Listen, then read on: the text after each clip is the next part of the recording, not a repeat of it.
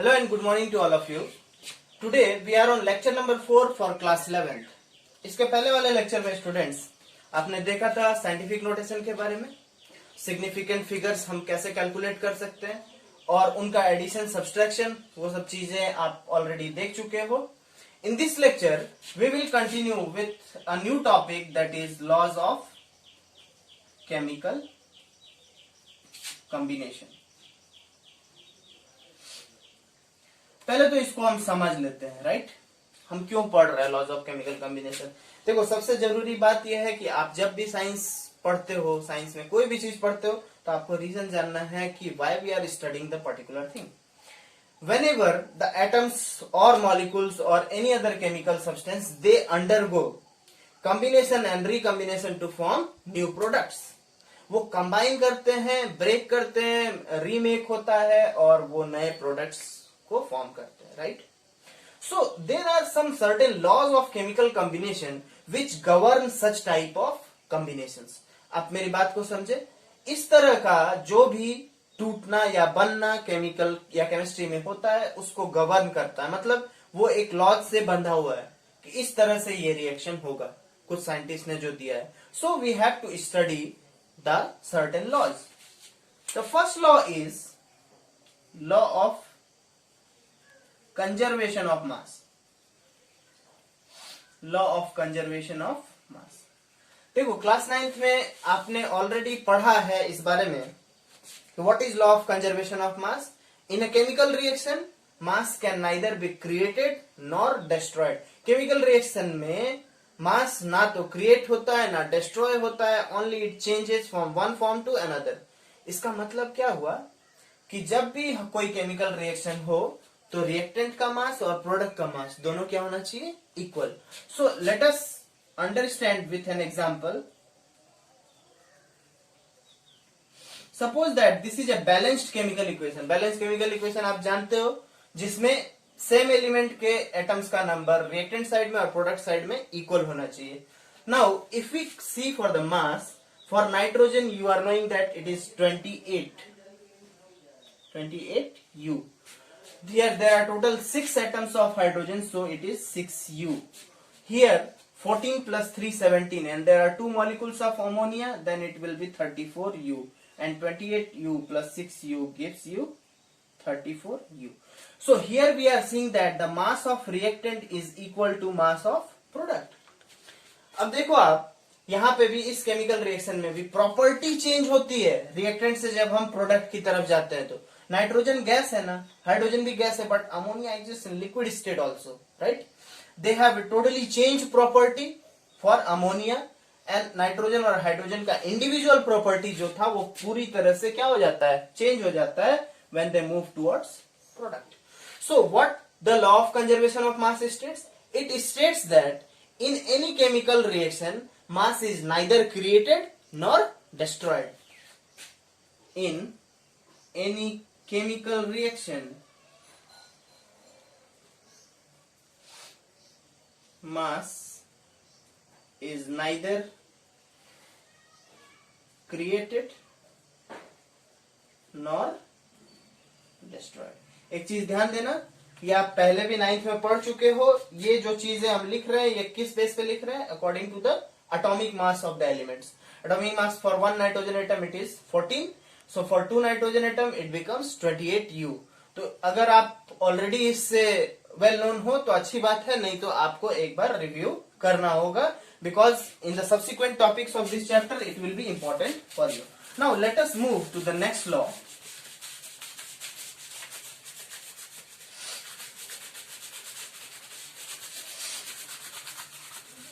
And the next law is law of definite proportion. Law of definite proportion. अब ये law of definite proportion क्या है?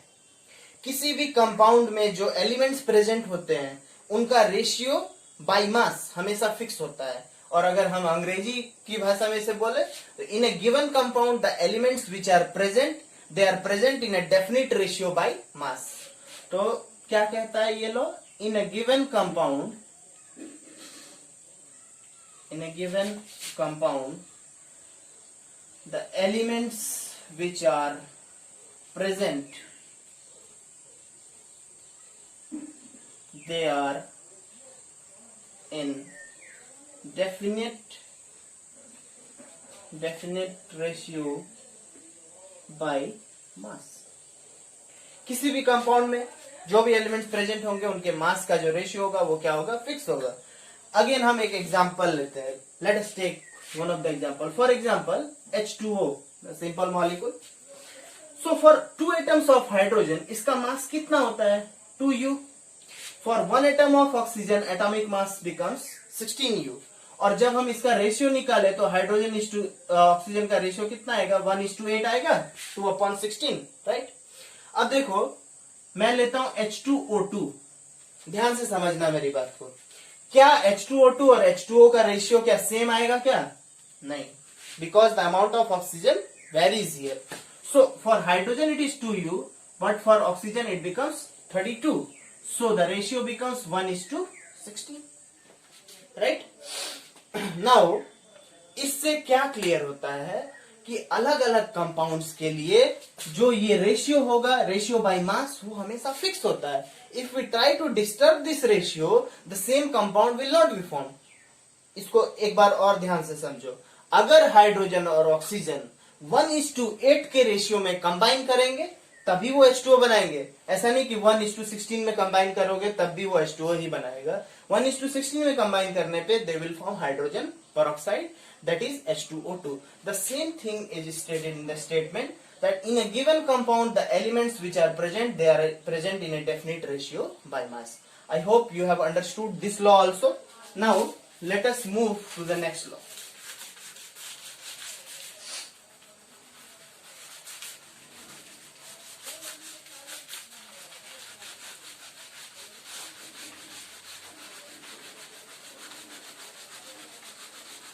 Let's move to the next law, and that law is law of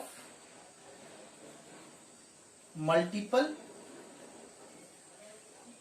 proportions. ध्यान से समझो मेरी बात को. दो एलिमेंट्स हमारे पास हैं, जैसे कि हम एग्जांपल लेंगे कार्बन और ऑक्सीजन का. If this two elements are combining differently in two other reaction, two different reaction, दो अलग अलग रिएक्शन में अलग तरीके से कंबाइन कर रहे हैं और जो प्रोडक्ट बन रहा है वो अलग है, तो जो एलिमेंट, जिस एलिमेंट का मास वेरी होता है उनके बीच का रेशियो एक सिंपल होल नंबर रेशियो होता है. बहुत हैवी लगा ना? That will not B heavy by the example. C plus O2 gives CO2. यहां तक समझो.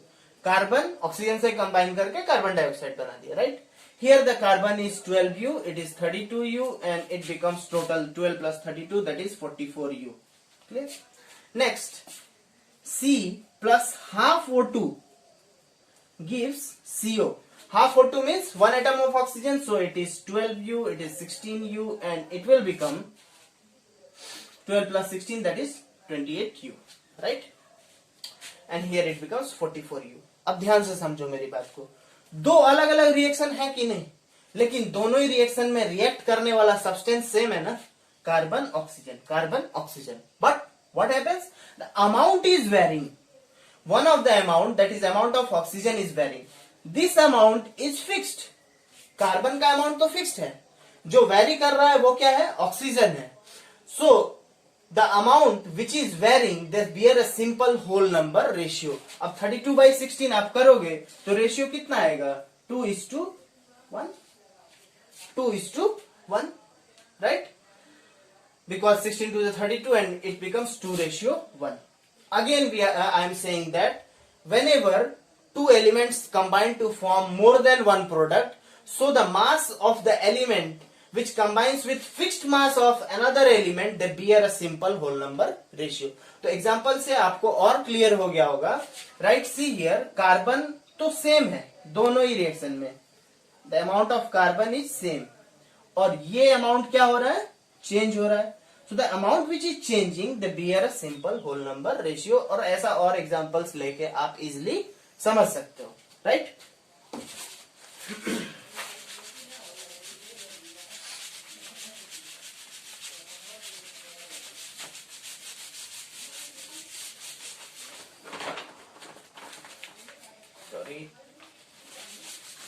So now let us continue to the next law, that is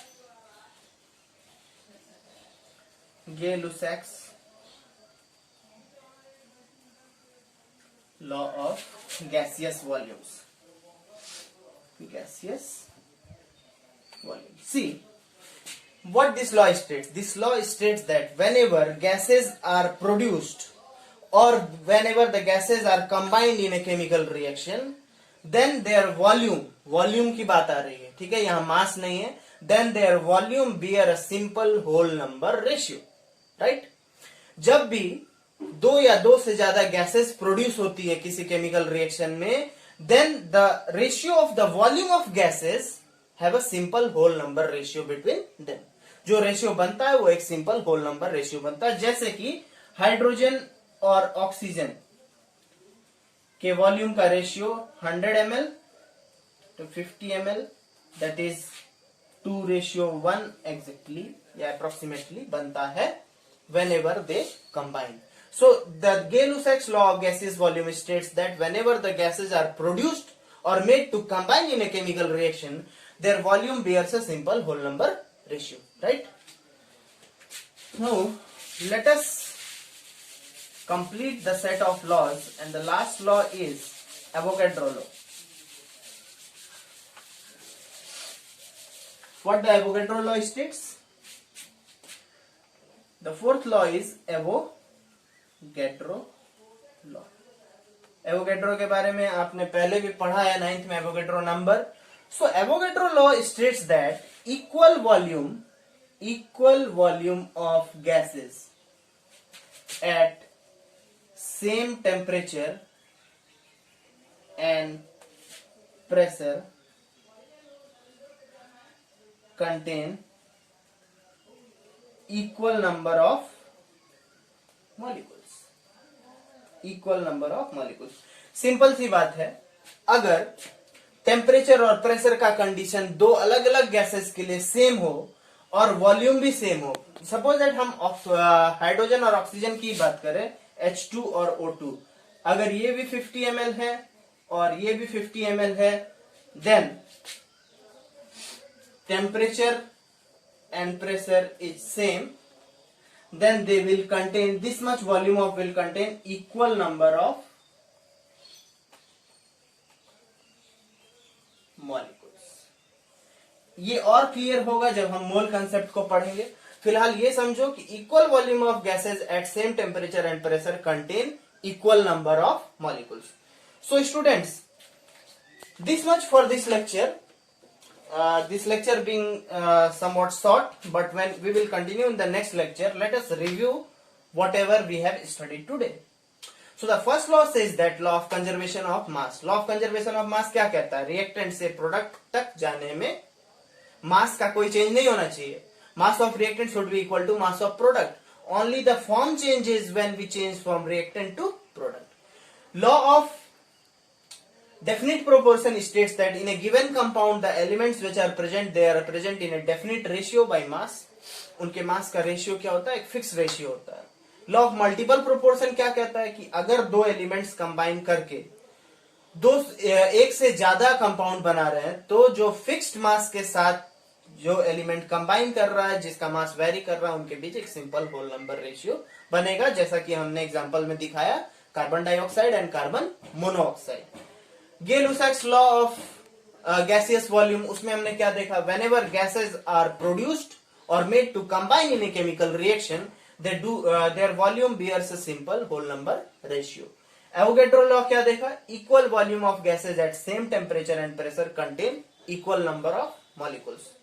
So students, in our further discussion in next lecture, we will continue with some more important topics like mole concept, and we will slowly proceed towards calculation part of this chapter, which is very essential and very basic, which is the requirement for chemistry in the further classes also.